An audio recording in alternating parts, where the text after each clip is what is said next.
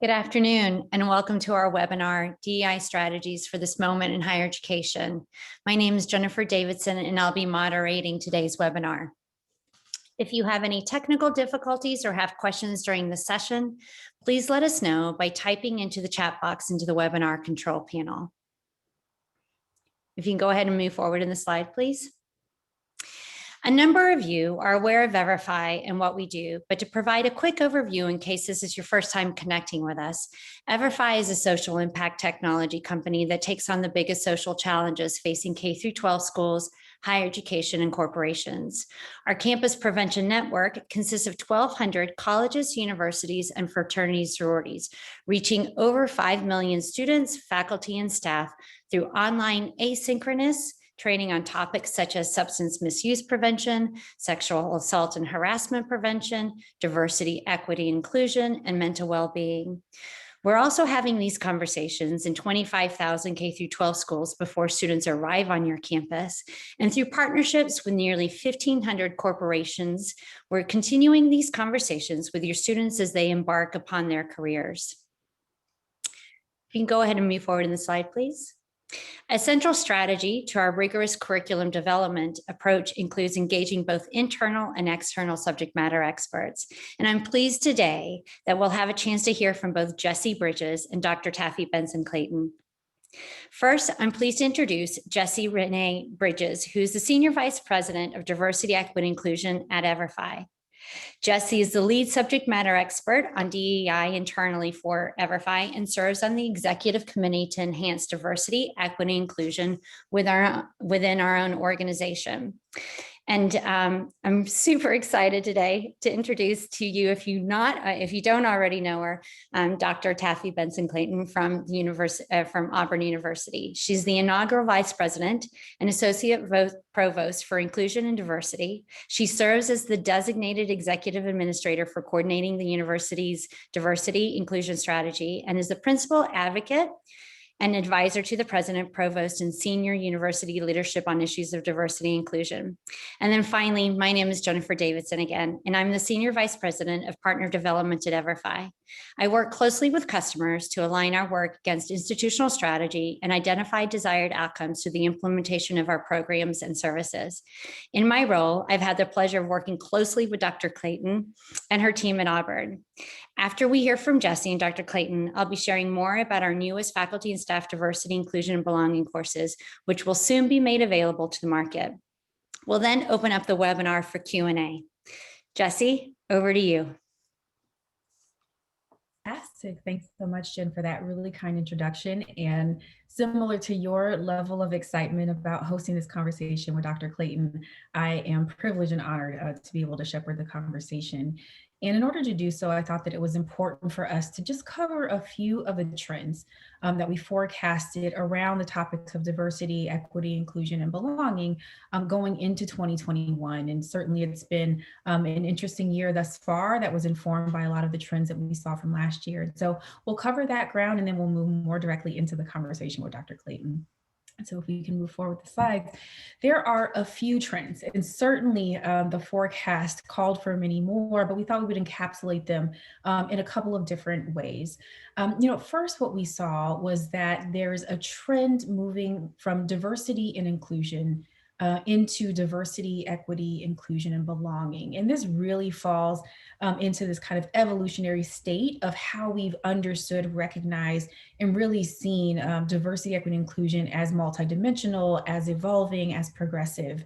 And so we, at the beginning of the year, or actually at the end of last year, had a pulse survey of a lot of our customers and looked out and said, what are the nomenclatures? What are the naming conventions that you're using? And really amalgamated that and augmented it with some research in terms of the trends. And so you see kind of a smattering of those different pieces of terminology below. And really they do fall into that progression, that evolution. We started out understanding diversity primarily through the lens of compliance.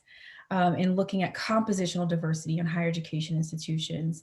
And then I think over time, we recognize that in order to optimize having diverse campuses and having a diversity of perspectives, experiences, and backgrounds on campus in our living, learning, and working community, inclusion was very much needed. And so it became the package together of diversity and inclusion. And then, there is a space where the evolution happened a little bit more in knowing that, yes, compositional diversity is valuable, inclusion is important, and really there's a focus on equitable outcomes and equitable access to opportunities. That really is what we were striving toward. You see lots of, combinations in inclusion and diversity and prioritizing the focus on inclusion first.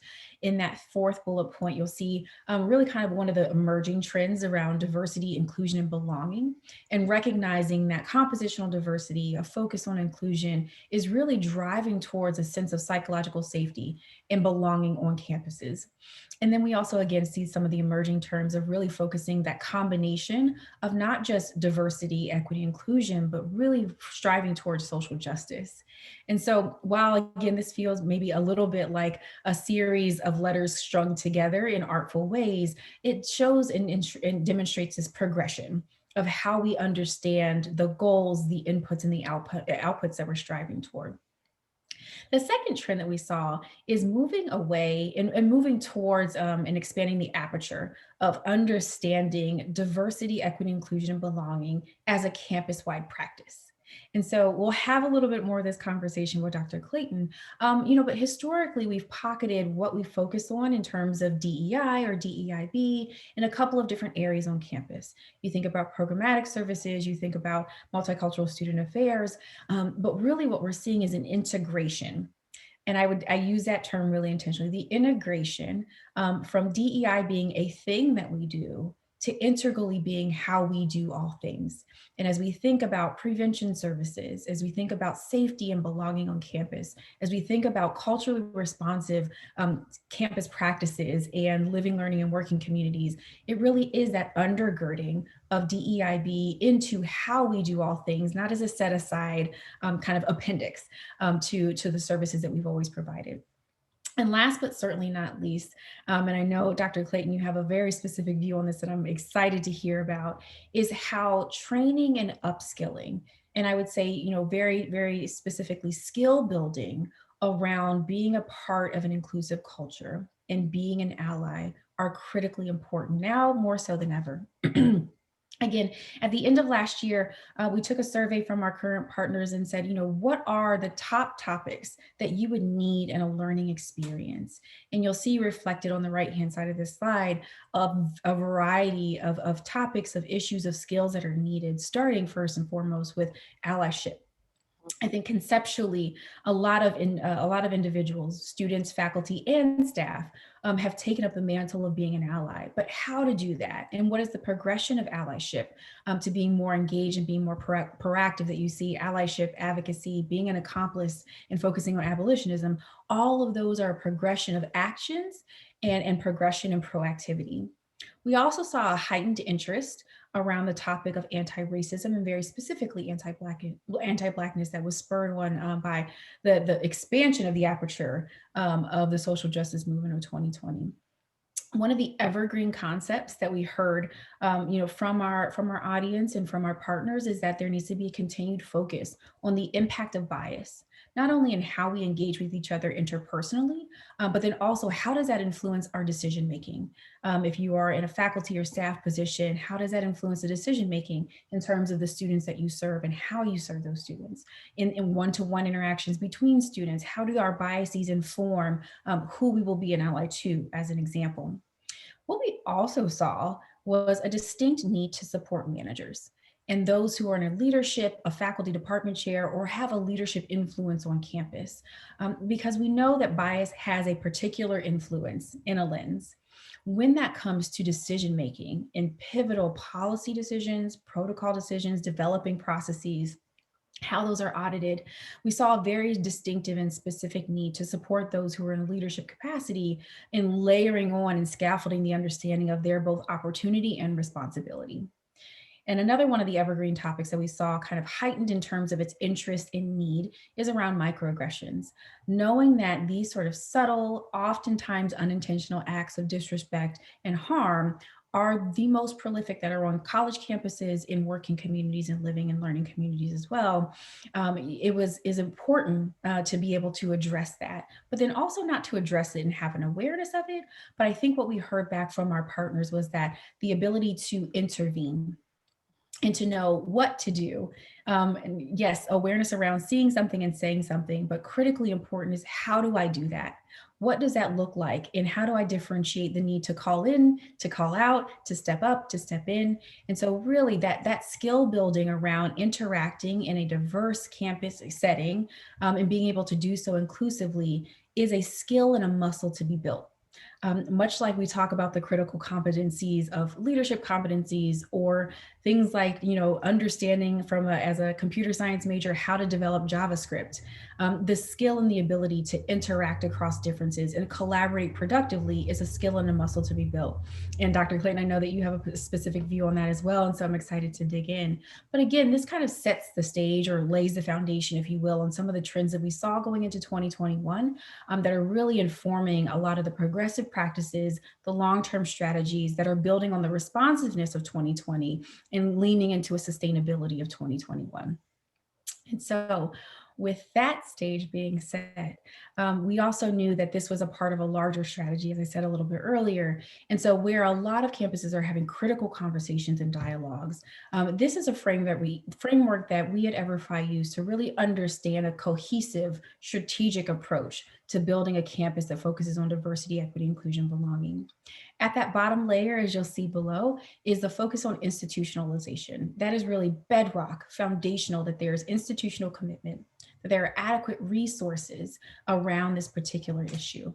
And that can be both in terms of human resources, fiscal resources, leadership commitment, and leadership messaging. And then as you scaffold up, that then informs the critical processes. And that's oftentimes where initiatives like strategic planning and focusing on the 3 to 5 year plan, having that be a data informed approach, where climate surveys come into play, and analysis of those climate surveys that are disaggregated by demographic really start to inform what are the opportunities, where are the hot spots on your heat map, if you will, and where are the emerging best practices that need to be scaled across the entire institution.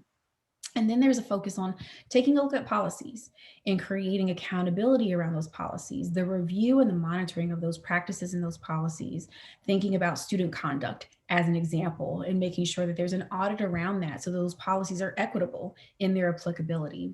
And then at the very top, if you will, is the programming. And that can take the form of a lot of critical initiatives to create a sense of community, belonging, connectedness, and shared understanding across the entire campus. So if we can move forward with the next slide. We recognize that there are lots of institutions that are represented here today that are at various points in this journey. And we very much use the term journey quite often as we're talking about this. I think it's important to note, and I've heard Dr. Claton say, so I'm not going to steal her thunder around it, but there's no endpoint around what it takes to build a campus culture of inclusion. But really there's a progression of understanding.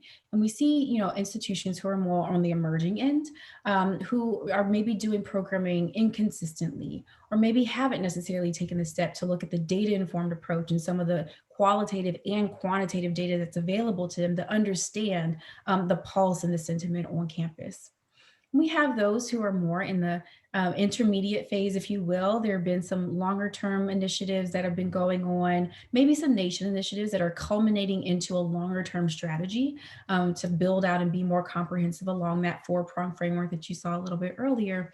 And then we have institutions that are at the leading edge and the more progressive end, that there are a series of community dialogues, but they don't stop there. They are really kind of ticking through, and if we can move to the progressive stage, really ticking through, not in a checklist fashion, but really in an evolutionary phase, a review, a monitoring, tracking of milestones, progressing, and really kind of measuring what matters, if you will, when it comes to institutionalization and making sure there's a campus-wide understanding of the commitment to a culture of belonging. But then also looking at having dedicated staff and resourcing that staff appropriately, in addition to having a variety of ways to understand inclusion sentiment on campus, review of policies and practices, as well as those protocols. And so again, wherever you find yourself on this journey, there are ways to sort of enhance, to review, and to amplify those efforts to make sure that, again, the culture of inclusion, and I would say the culture of allyship, is really spread throughout the entire university. And so again, with that stage being set of our trends, where institutions find themselves, and also what a more cohesive strategy might look like. I would love to turn our attention now to hearing a little bit more from Dr. Taffye Benson Claton of Auburn University. And so if we can stop sharing and then move into shared screen, that would be great. And Dr. Claton, thank you so much for joining us today. Good afternoon, good evening, good morning, maybe for some. I know we have a variety of institutions who are joining us today. And so I really appreciate, the partnership that we've developed over the course of time. And I've had, with real gratitude, this is not our first interaction. We've had a series of really deep and robust conversations about the DEI journey in general in institutions of higher education, but very specifically on Auburn's campus. And so I'd like to start and really kind of focus on the Presidential Task Force for Opportunity and Equity, the origin point and how it came to be, and really kind of the current state of that initiative. Well, thank you so much, Rainey Bridges, for this opportunity. Jennifer Davidson, you as well. It's been a great partnership. And can I just say the comprehensive conceptual framework that you just laid out, I mean, this is part of what I really value in what Everfi offers to helping us at institutions advance this work. So I can't wait to get those slides, and I know many others can't either. So a little bit about the Presidential Task Force for Opportunity and Equity at Auburn. We're at an important point in our institutional DEI journey. And our task force was created following the murder of George Floyd. At that time, Auburn, like so many campuses, organizations, and even corporations, understood that it was a defining moment for racial injustice and inequity. And as a campus, and certainly more broadly as a society, we came to realize that moment as a critical inflection point. We were really moved by the intensity of that moment, and our president, Jay Gouge, appointed a representative group of Auburn undergraduate and graduate students, our staff, faculty, and alumni to examine DEI issues and to recommend steps leading to a stronger and more impactful university. Our task force has been moving forward with a focus on examining racial inequities and proposing strategies to address racial disparities. This body, though, I think it's important to note, has been really helpful in bringing focused attention and momentum to the institutional DEI work that's already underway at Auburn.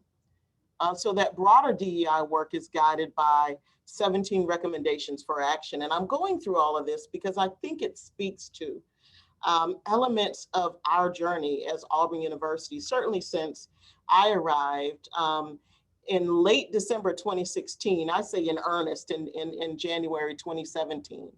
But there were 17 recommendations for action that were a result of a 2016 climate assessment.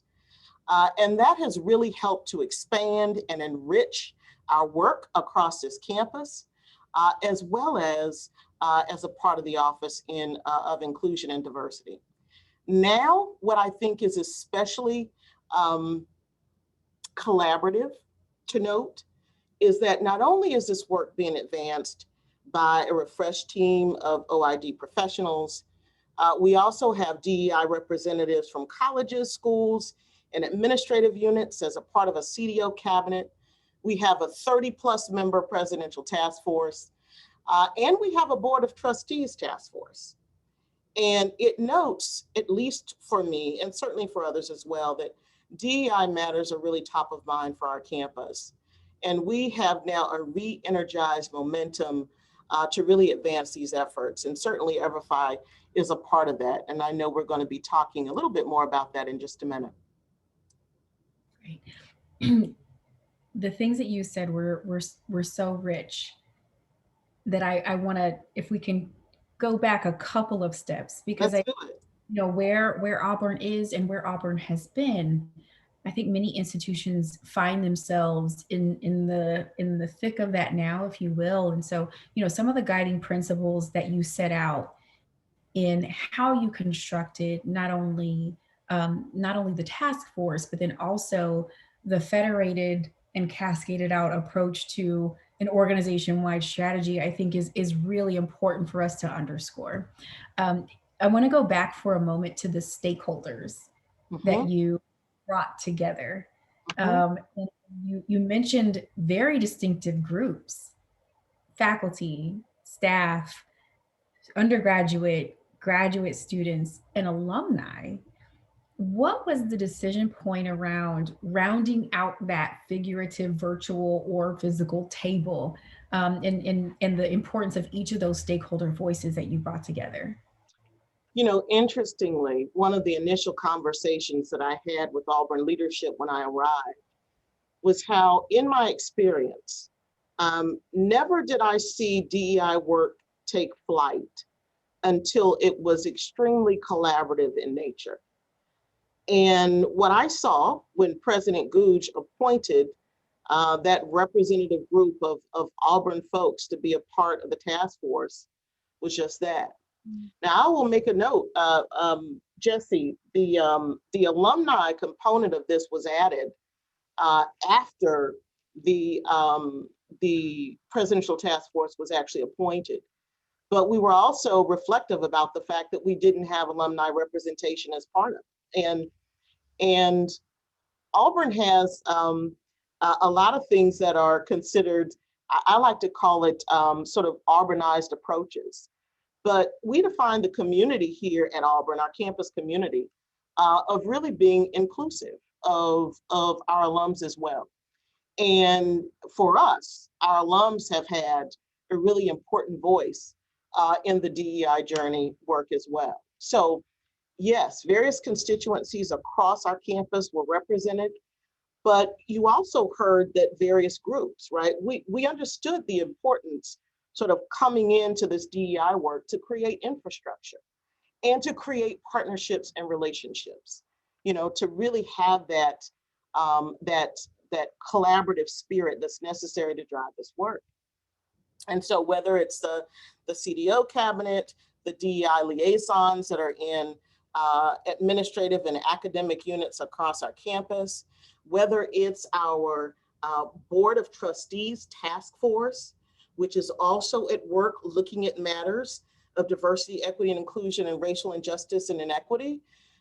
We have a lot of different sort of components and groups that are in really alliance, working to advance this work. And no, we're not completely there, but we certainly have been emboldened by this moment of what we experienced a year ago and what continues to be a thread, right?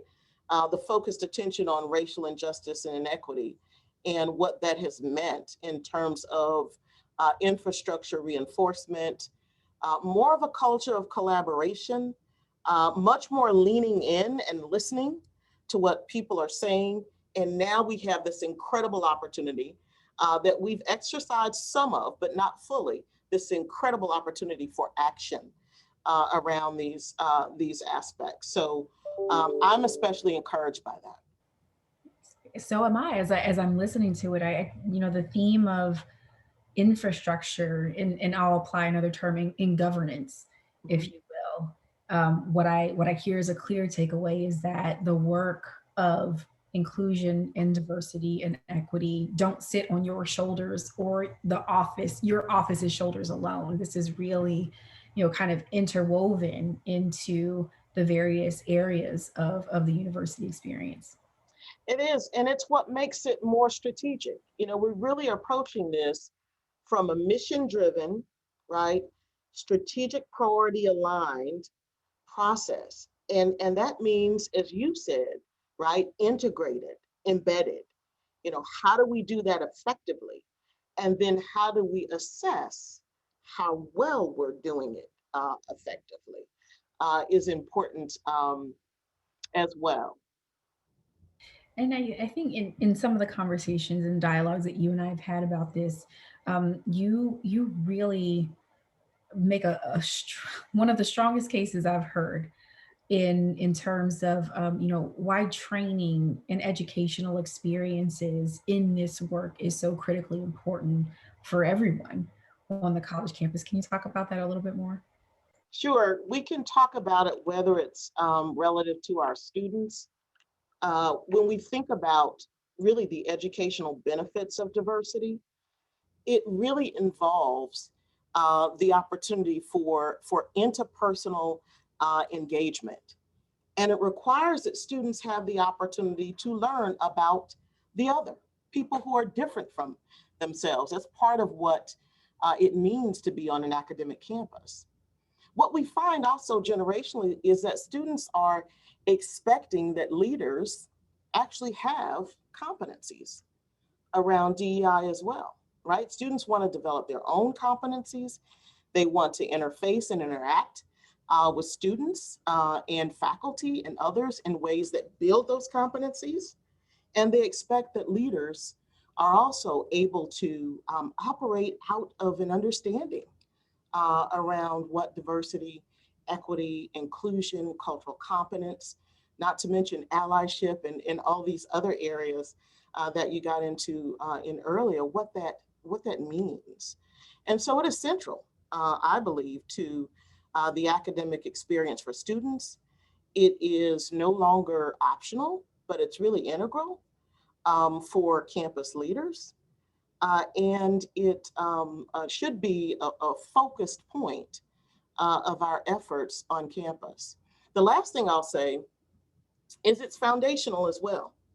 When we look at our employees, be they our faculty or our staff, administrators or professionals here at Auburn, we have need to really more deeply understand diversity, equity, and inclusion work, to understand things like bias, to understand microaggressions.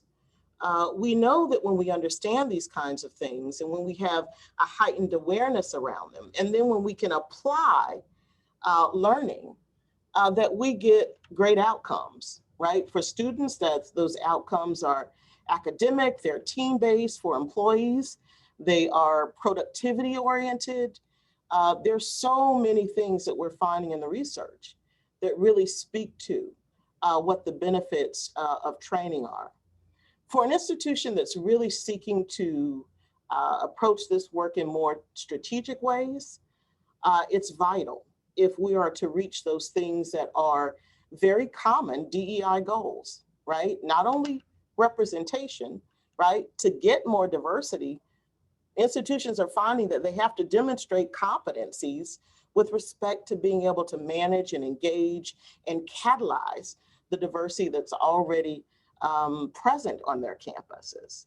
So they're interesting sort of intersecting pieces as well to what doing DEI work well actually means. There are really benefits and gains from it that I think we're learning more about, and that certainly Everfi, given the tools that you all create, are allowing us and enabling us really to do even more effectively. Great, thank you. You there are a few things that you said, and one of them that I'll pick up on now is the idea of um, putting diversity and education about diversity under the lens of a competency. I really, and again, you and I have had those conversations. I really appreciate repositioning almost the concept of diversity education from being, in some frames, somewhat punitive or reactive, but really moving toward what some like to call a 21st century skill set. And I hear, that translation of the value proposition that you've undergirded around this is that you're enabling campus-wide conversations, but you're doing so through the frame of, what makes you a competent leader, um, what makes you a competent global citizen, if you will. And I really appreciated that frame. And as we talk about kind of global citizenship, if you will, you in the ecosystem of Auburn decided to take a campus-wide approach. to diversity, equity, inclusion. And you've outlined a lot of that here, but I just want to, kind of reinforce and kind of revisit the origins around that decision point to say we're not going to focus on necessarily one pilot area or one particular department, but really this is going to be a comprehensive campus-wide strategic conversation and series of commitments. Can you tell us a little bit more about that? Well, I certainly have to say that Auburn started really being purposeful with respect to this prior to my arrival, immediately prior to my arrival. As a matter of fact, my coming on campus in 2017 in earnest was a direct deliverable from the 2016 climate assessment. And so in 2017, we began pursuing a more strategic approach to the work. And one of the first observations, as I've mentioned, is that we realized that we needed to have more diversity infrastructure, and that we wanted to position the Office of Inclusion and Diversity as a centralized unit to help sort of lead, to coordinate, to inform DEI efforts, but that we also wanted this like interesting breakpoint between the centralization and the decentralization. Again, because my learning has taught me that these efforts are most effective when people feel a part of them, when they feel invested, and when they can be part of the accountability quotient, right? With respect to it as well. And so immediately, the one of the important building blocks of our effort was to lead the development of strategic plans for all academic and administrative units across our campus. And so by 2019, when our institution sort of launched a new strategic plan, the groundwork that had been laid through our offices interfacing with academic and administrative units across the campus allowed the development of the diversity action plans that were developed by colleges, schools, and administrative units to be then integrated into the strategic plans for the institution, right? And then the college and administrative and school plans sort of linked up with that. You know, for me, that was a clear sort of strategic, institutional, sort of campus-wide approach to the work that, again, is driven by our mission, particularly as a public land grant university, and really gave us traction, right? To get those plans placed. And now, right, we have an opportunity with the emboldened efforts of the task force to drive it forward even further. And, you know, I know we're getting to this aspect of sort of the foundational piece, while the strategic planning served as the building blocks. The learning, right, the development of these competencies, the ability to have tools, right, that can help us scale and learn more about DEI are also a vital part of it. And so even as we look at education, we're looking at a real institutional approach that arguably, right, we were doing in a face-to-face way at Auburn, but where we had restrictions because of capacity.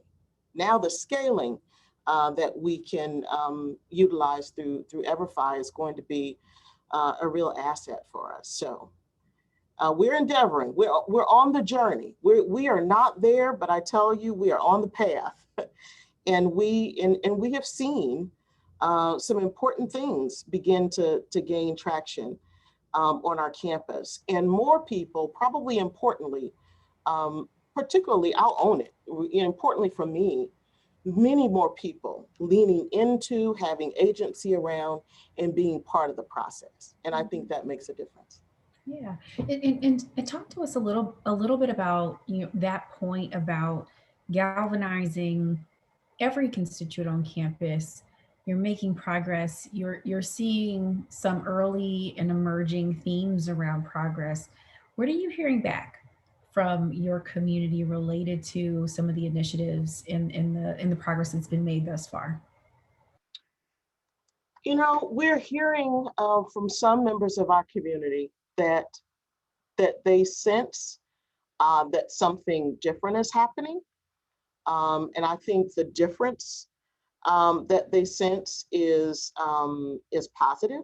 I think that people sense that our students, right, are more sort of what you referenced earlier, Jesse. Our students are really giving voice to the process and have expectations around what a 21st century academic institution should be offering.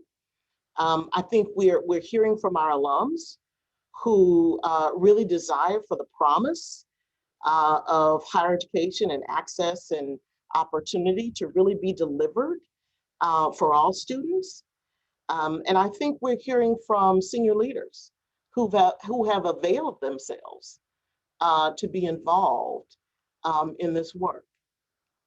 And so I think we're hearing all around that there is this sort of general sense of, right, feeling the intensity of the moment that we experienced a year ago, and then allowing that, right, to inspire us toward a more focused DEI effort. And so folks are leaning in ways that I have not seen necessarily in the past at any institution. And that's not uncommon for moments like this. For me, last year was a defining moment in this work. And it was for most of my colleagues as well as we talked through it.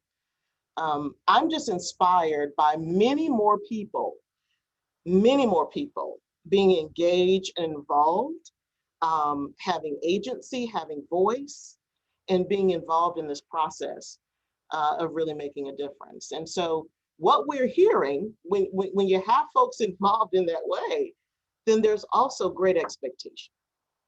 There is great expectation for what the coming months, for what the coming years will bring in terms of our effort to reach our strategic goals, to really create this inclusive campus environment that our students so very much want, and an opportunity for everyone to be able to feel like they belong and they can thrive, and also for an institution to be able to get to the end of a strategic planning process and to see, relative to DEI goals, all our flags are green, right?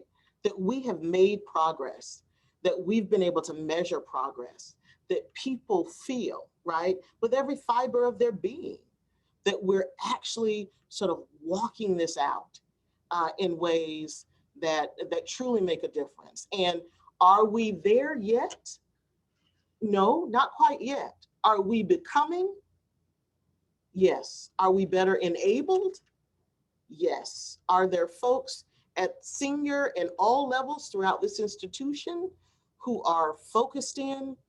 Absolutely. So we're poised to do something quite impactful at Auburn. And how exciting that is.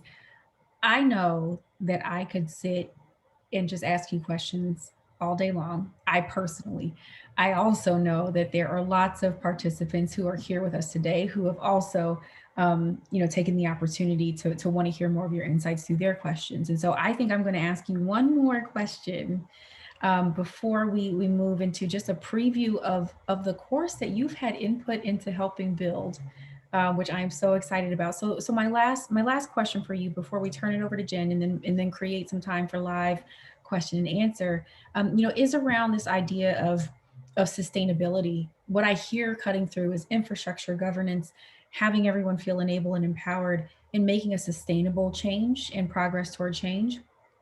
And in that key phrase that you used around enabling, and I'll also say empowering every person to be a part of this work, I'd love to just hear how you envision learning experiences being a part of the catalyst for this to be a sustainable change.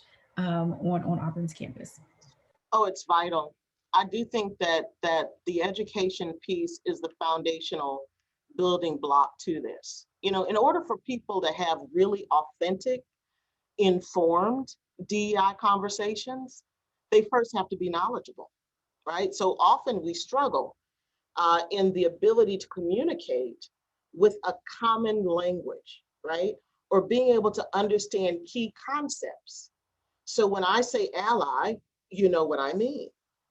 All of that's important. And that's what Everfi and certainly some of the face-to-face learning that we have that we're going to be able to sort of fuse together. Now we can leverage our talent here in our operation in ways that help complement what the learning is going to be as a part of the Everfi learning modules. So the educational piece is critically important. If I can just say, I see the Everfi educational learning products and then the data insight pieces through the pre and post survey and the assessment pieces as also being vital. Because again, you're equipping us with key insights that allow us to better inform, that allow us to adapt, that allow us to even have really advanced situational awareness about what's going on our campuses. What are people thinking? How did they experience the learning module, right? Or how they're experiencing their environments. And being able to have that key information really helps us know where the learning gaps might be, and then where the opportunities for reinforcement exist. It allows us to get a sense of what's happening in terms of maybe the reset or more inclusive social norms that are developing across our campus as well. So I think the learning aspect is critical, and I think that we're well served by taking time to allow this opportunity for all members of our campus community to be connected through a common learning experience. And I think that foundational learning experience is going to actually inform and then catalyze some of the future opportunity. And I can't predict what it's all going to, how it's all going to fare, but I do expect that it is going to be an enabling aspect that some 2, 3, 4 years from now, we'll be able to look back and say, this was really helpful in getting us started and maybe even hopefully, right, adding momentum to the journey that we're making around DEI. I am really excited about members of the campus community being able to coalesce around, again, sort of this common framework to begin having some really important and authentic conversations on our campus, as well as what this is going to mean to be able to connect, right, evidence-based knowledge to practice. That's fantastic. Again, I don't want this portion of our conversation to end, but that's me being greedy with your time. And I think, I would love to now turn it over to Jen to talk a little bit more about, again, you were a part of the DEI Advisory Council that helped inform the courses that we've created that you're now on the cusp of deploying to your campus. So I'd love to invite Jen back to the conversation to just have a quick preview of what we've sort of shared and built together. And then we'll come back to revisit some of the questions that participants are wanting to hear your insights on. Thank you. Thank you so much, Jessie and Dr. Claton, for that thoughtful and wonderful discussion. For those who are participating on this webinar, You've just gained some insight to my world the past 6 or 7 months and having the deep connections with Dr. Claton and her team. And I think that noting that every organization is unique and learning more about how Auburn is approaching this work and scaling your DE&I efforts really benefits the broader institutional community. So thank you so much, Dr. Claton, for sharing that and for sharing your insight and your knowledge with us in terms of the way that we are evolving our particular work in terms of diversity, equity, inclusion. And so if you could go ahead and progress to the next slide, I'd like to take the next, so 7 to 10 minutes, maybe less, giving you all a preview into some of those new courses that Jessie has mentioned. But before I do, I want to take a moment to contextualize the broader Everfi approach. I think that in the context of the conversation between Jessie and Dr. Claton, you have heard that we have a framework for impact, a cohesive approach that is a part of how we operationalize that into the programmatic experience. And we use a series of behavioral change theories. We create content that drives both knowledge acquisition while also allowing learners to contemplate their attitudes and behaviors, designing courses that include a variety of different learning modalities to ensure that individuals are engaged in these online learning experiences. We also recognize, to the point that Dr. Claton made, that institutions want to Auburnize these learning experiences, if you will. So it's critical to have a process by which institutions can embed their own messaging and supporting resources to delineate this programmatic experience as their own. And then lastly, and I think Dr. Claton, you touched upon this a little bit, we measure what matters. And for nearly 20 years, Everfi has been providing our partners with data and actionable insights to provide a deeper understanding of their campus communities and the climates in which they're operating in.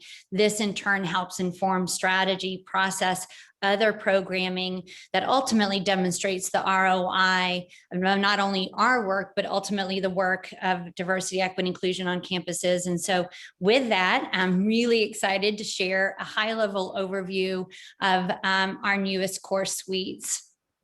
So Jessie and Dr. Claton have been collaboratively working together alongside many other individuals who've contributed to these course builds, both internal and external.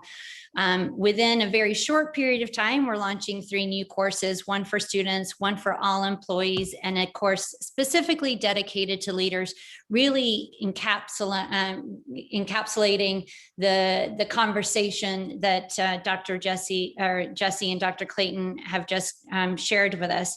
We set out to create a best-in-class learning experience that meets all members of the community where they are, and to specifically support institutional efforts to build diverse, equitable, and inclusive communities of belonging. Jessie mentioned that we actually did a survey of hundreds of customers and developed a solution that is really focused on actions and skill building, recognizing that learners need to build new skills through nuanced real world scenarios that we face, whether they are working remotely, as so many of us are, or in person. And with these scenarios like speaking up on behalf of a colleague or identifying behavior that may exclude a peer, learners can practice new skills in an asynchronous, safe learning environment and then apply those to the different situations that they're going to encounter on campus. We also heard very specifically that the higher education community wanted to have more flexible deployment options. So we intentionally set out to design short bite-sized modules on different topics that can be strung together in a sequential learning experience, or they can actually be launched as an individual assignment. So for example, if you're hosting an open forum to address microaggressions, you might assign the module that focuses on recognizing the difference between the intention and the impact of our words and actions. Or you may also assign the module focused on the foundations of belonging to new employees to help them develop a deeper appreciation for the roles that learners play in fostering an inclusive community. And then the last thing that I'd like to highlight before we go into an overview of some of the elements of the course is to specifically call out our unique leadership course. We know that many leaders don't feel equipped to have a conversation about bias, or they may not know how to be an ally to the student or their colleague, but that doesn't mean that they don't want to learn. So ultimately, we decided to build a course that was leader specific that will enhance learners' ability to serve as a role model and to advocate for diversity, equity, inclusion in key talent management and organizational processes. If you can go ahead and move forward, please. The next several slides will cover just high-level overviews of the courses, and I want to make sure that I run through these while still allowing time for some of the great Q&A that's actually come through this webinar today. So what you're seeing here is the beginning of one of the modules. Every module that we've incorporated begins and ends with opportunities to reflect. The reflection questions at the beginning of the module prime the learner to engage by having them reflect on their personal experiences and beliefs. And doing so helps cultivate engagement and personal attachment to the content, while also guiding the learner to think about the information in new ways. Jesse talks about this all the time, and I think that Dr. Claton has reinforced it, that perspective taking is one of the most critical elements of effective diversity training, which is why it was so important for us to include throughout the course modules. We also have at the very end of each modules opportunities for the learner to reflect at the end, but primarily focused on goal setting. If you can go ahead and move forward, please. After each reflection period, each module begins with key concepts and terms. Ultimately, as an organization, particularly those in which we are educating so many faculty and staff and students over the period of a year, we didn't want to go into this course assuming that every learner is familiar or has a common definition of terminology. I think Dr. Claton mentioned that in the conversation. So what we want to do is build upon those key concepts, being able to define terms, phrases, and concepts that will be used throughout the course. We bring every learner to an equal footing of understanding to engage with the content more confidently. And the standardization of learning experience is really important to share that shared vocabulary, because ultimately that will support future learning opportunities, whether they happen to be synchronous or asynchronous in their experience. If you can go ahead and move forward, please. Each of the course modules also features engaging videos. We've included a combination of live action expert interviews with professionals and animated videos aimed at bringing realistic scenarios to life for the learners. And then if you can go ahead to the next slide, please. This is an example of one of the interactive scenarios. So as learners go through the reflection periods and they're introduced to key concepts, we then put those key concepts into practice through a series of interactive scenarios. In order for training to be effective, it has to be more than just information or knowledge gain. It must also provide opportunities for learners to build, practice, and apply these new skills. The scenarios included in each of our course modules are one of the key ways that Everfi builds both knowledge and skills to the application and the practice. And these scenarios were actually built and designed by our advisory council, including Dr. Claton. They are highly realistic, using real world situations that will hopefully resonate with all learners. We've tested them out. We believe that they will. They're also very current, reflecting some of our most recent working experiences, like working in a hybrid environment, and they are nuanced. They reflect the complexity of how individuals often face or experience these issues, so that learners will need to be carefully considering their responses. So they're not sort of demonstrative of the most egregious situations that we may and never counter, if you will, but those specific scenarios that we have to question whether or not we are hearing or seeing bias, and then being able to take some of those necessary steps to counter bias, if you will. So as I'm looking at the time today, I want to go into a quick poll before we go into the Q&A. We would love to ask if you are interested specifically in talking about your campus inclusion efforts with Everfi. If you do, take a moment to respond to the poll, yes or no. And if you respond yes, a member of our team will be reaching out to you. So we'll take a second to have you respond here.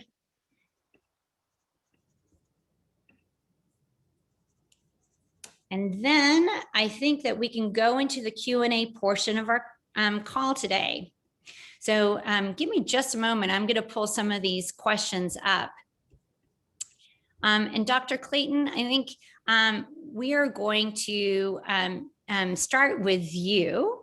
There's a question from the webinar participants that is a really great question about how do you measure the impact of your work? What specifically are you looking to achieve from an outcomes perspective? So if you're looking at specific KPIs, what are those and how are you measuring them?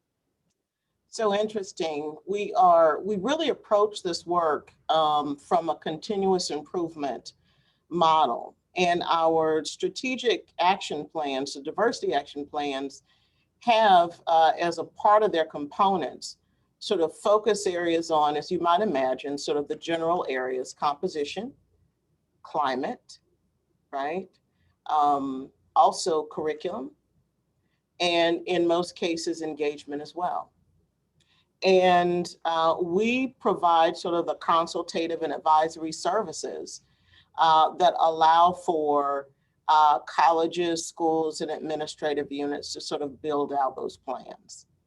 And then there are associated sort of continuous improvement targets. So for example, if we know that we have been trending in the College of Engineering over the past 2 hiring cycles with an increased presence of women, then that would be something that certainly we want to be able to increase, knowing how important women in STEM are. If we, for example, see that in another college or school that we have had continued cycles of lack of presence in pools by historically underrepresented minorities, then we know that there's more that needs to be done with respect to our outreach strategies. Ultimately, what we want to see, right, is continuous improvement around composition, whether it's relative to our faculty, whether it's relative to our students, and particularly in instances where we know there is a void. I'll share just one example, and I'm focusing in on composition because it's been a real important conversation and priority that we're having at Auburn, particularly around the presence of underrepresented students and African-American students in particular. And so that looks like a full court press with respect to our office working with enrollment management leading, and looking at the continuum of outreach, engagement, sort of really increasing the numbers of underrepresented students who are exposed to our campus, and then ultimately being able to increase our yield with hopefully students being able to select Auburn as their institution of choice. So that's one small component of a broader set of KPIs, but that's also an important area of progress that we've been looking at institutionally. There are many more KPIs, but that is one. So it was interesting. There was a question around what are the indicators of Auburn's culture of collaboration? It almost seems like you spoke to that a little bit, that a KPI is not just owned by your office, but ultimately something that is sort of by design a collaborative process. So could you identify some of the other indicators that you would indicate that are collaborative to the culture of collaboration? So it's interesting because as a centralized diversity office, you know, there are some who take the approach as leaders, and even others who take the approach as those who are not a part of the OID team, that the work is on our shoulders. And clearly we have a role, a leadership role, a consultative and advisory role. But when we can reach out to the infrastructure that we have across colleges and schools and administrative units and say to our DEI liaisons, this is an important effort that we really want to advance, right? We know it's in everyone's plan to have an improved climate for inclusion in their respective areas. And then to talk about, right, what are the promising practices that we can share, right? What does the research say? What are our peer institutions who are leading in this space, right? What are they doing? And so in many ways, that sort of CDO cabinet serves as that convening space where promising practices can be shared from the research, from other similarly situated campuses, but even across the institution with the sharing that occurs among folks who are charged with this work on a college, school, or administrative unit-based level. I think that's one way. I think the other way in terms of the culture of collaboration is, you know, as a part of the Presidential Task Force, we've had these topics, these themes, and then the themes result in recommendations, and the recommendations are then put into action. And we have implementation teams. The implementation teams are comprised of folks from across our campus. And so having their insights and inputs, and then doing some collective sort of accountability measure establishment together, right? That's aside from our strategic goals, but aligned with our goals. But these are more specific to the kinds of current needs that we're seeing in DEI. We have partners who are a part of the implementation and who are also a part of the accountability metrics that we're creating around the success of those efforts. And I think that, you know, those are a couple of examples that demonstrate how we're really cultivating this culture of collaboration at Auburn. Well, with that, Dr. Claton, I just want to thank you so much. And Jesse, you too. I think every time I spend time with you both, I certainly walk away with a deeper understanding of the importance of diversity, equity, inclusion. And for those who remain with us, we are at the top of the hour. So we want to thank you for attending the webinar and for engaging in this critical conversation with us. You all shared a tremendous amount of really terrific questions. We will be sure to get those to Jesse and Dr. Claton for their respective follow-up. We hope you enjoy this session, and I would like to thank the Chronicle for hosting this. They will be sending out the follow-up of the video recording and the slides tomorrow.